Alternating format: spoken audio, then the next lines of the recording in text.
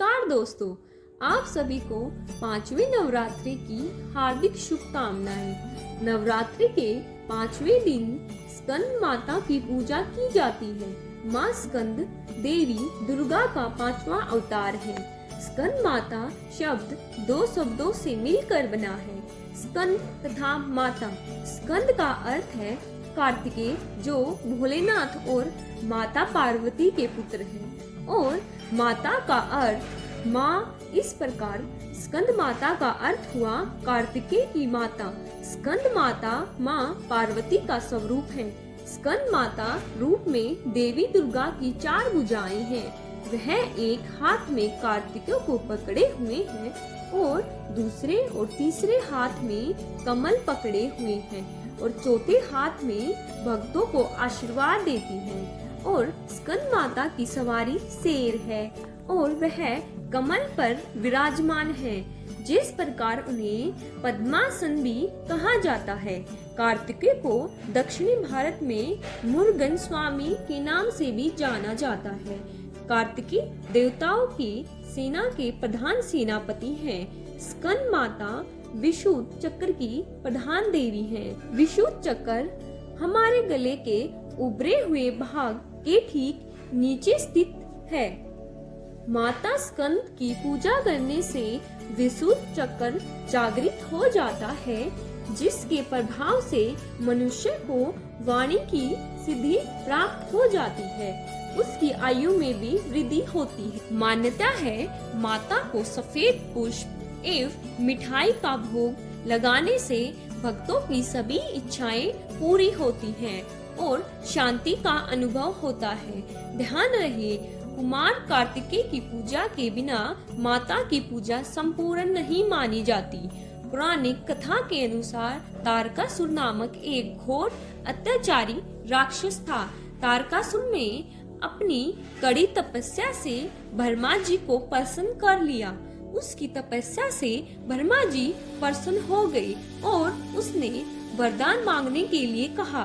ब्रह्मा जी को साक्षात सामने देख उसने अमर होने का वरदान मांगा। ब्रह्मा जी इसे सुन चकित रह गए और उन्होंने कहा कि यह संभव नहीं है। तारकासुर ने इसके बाद वरदान मांगा कि भगवान शिव के पुत्र ही उसका वध करेंगे।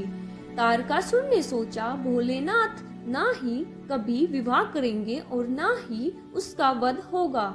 यह वरदान प्राप्त करने के बाद तारकासुर ने तीनों लोकों में हाहाकार मचा दिया और देवी देवताओं पर अत्याचार करने लगा। तारकासुर का वध करने के लिए भगवान शिव ने माता पार्वती से विवाह किया। इसके बाद माता पार्वती ने स्कंद माता का स्वरूप धारण किया और अपने पुत्र कार्तिकेय को युद्ध के लिए प्रशिक्षित किया। बाद में भगवान कार्तिकेय ने बड़ा होकर तारकासुर का वध किया। माता के दोनों भुजाओं में कमल पुष्प विराजमान है और नीचे की दोनों भुजाएं वर मुद्रा में हैं।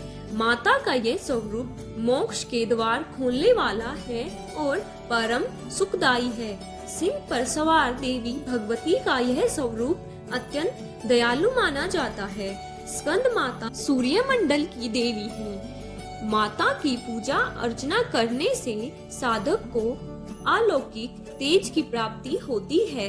संतान प्राप्ति के लिए माता की पूजा अधिक लाभदायी मानी जाती है। माता को सफेद रंग अत्यंत प्रिय है। स्कंद माता की पूजा करने से पहले ओम देवी स्कंद माताय नमः का जाप कर। तो आइए दोस्तों, अब हम जान लेते हैं स्कंद माता के व्रत की पूजा विधि।